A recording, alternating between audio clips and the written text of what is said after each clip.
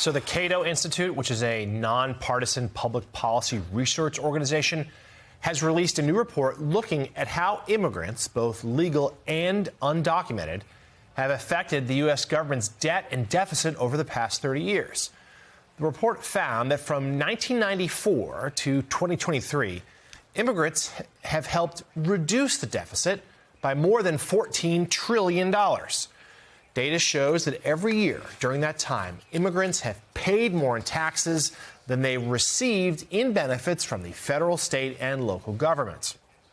While some politicians have blamed immigrants for the budget deficit, the report found that even if the government had not spent a dollar on immigrants while still getting all their tax revenue, the U.S. government would still have run a $20 trillion deficit. The Cato Institute also noted that between 2013 and 2024, U.S. citizens accounted for 95% of federal welfare fraud losses. Non-citizens represented less than 5% of fraud loss. And Walter Isaacson, this is particularly timely since the surge in Minneapolis that has led to these confrontations, that have led to these deaths, was predicated about allegations of fraud about the Somali immigrant community there, when the numbers show, and like we're going, it's case by case there. There's some allegations of fraud, sure. Other cases well overblown. But big picture, this research shows it's not immigrants that are the problem. Well, definitely, and that's no surprise that immigrants indeed add to the economy, and they don't add to the deficit.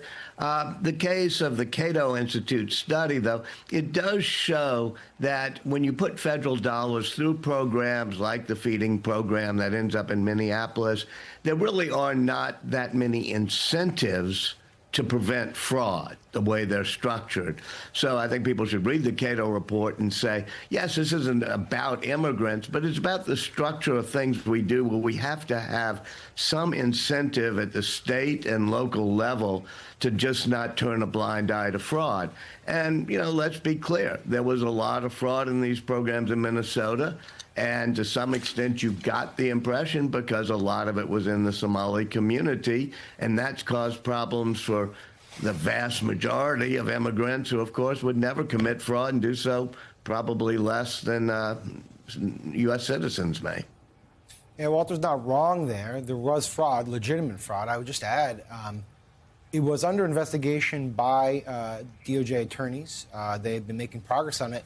And many of those attorneys from that office have now quit, in part because of what David was talking about, which is this unending thirst to up the deportations and the arrests and the workload that we referenced at the top with this woman saying, what was it, I hate my job or something like that? A remarkable quote. Actually, David, I want to ask you about something.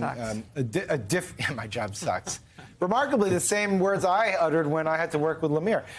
David, I wanted to... Nothing to do with you. Fair. David, I want to switch venues here. You have reporting from another issue that is on the president's plate, which is what's going on with Iran. Mixed signals here, where we were supposedly coming to a deal. Now there's been some provocative actions back and forth. What is the latest status quo here? So what was strange yesterday was there was provocative actions by Iran. A drone was approaching the U.S. carrier that's near Iran, the Abraham Lincoln. It was shot down by an F-35, an American jet. That was very provocative. And then separately, some Iranian ships tried to board an American merchant vessel right in the Strait of Hormuz. An American destroyer came, to that ship's aid. Some U.S. jets came in, and the Iranians backed off. And I'm just surprised by that. The Iranians seem to be overplaying their hands. There's still a scheduled meeting between U.S. officials. It'll probably be Steve Witkoff and the Iranian foreign minister. We expect that to happen late this week. But I'll point out there were 5 meetings between these two officials before the U.S. and Israel bombed Iran last year. So we're not clear if this meeting that should happen later this week will actually reduce tensions or not. All right. MS Now senior national security reporter David Rohde, managing editor at The Bulwark Sam Stein, and professor of history at Tulane University, historian Walter Isaacson. Thank you all very much for coming on this morning. And Jonathan Lemire, I think your latest piece summarizes where we are right now. Trump is doubling down on all the wrong things. Tell us about it. Well, some people are grateful they're working with me. But you're right. This is Republicans, particularly after the election result in Texas over the weekend, sounding the alarm that the president's priorities are simply wrong. The deportation raids, the gunboat diplomacy that we saw in Venezuela, Greenland, now Iran, and even the fact that he's not focusing on the economy, but rather trying to remake landmarks in Washington, D.C., including the Kennedy Center and a triumphant arch that no one seems to want. So we can talk more about that in the days ahead, Mika. But what we're seeing from the president in recent days shows, though Republicans want a course correction, he's not much one for a reset.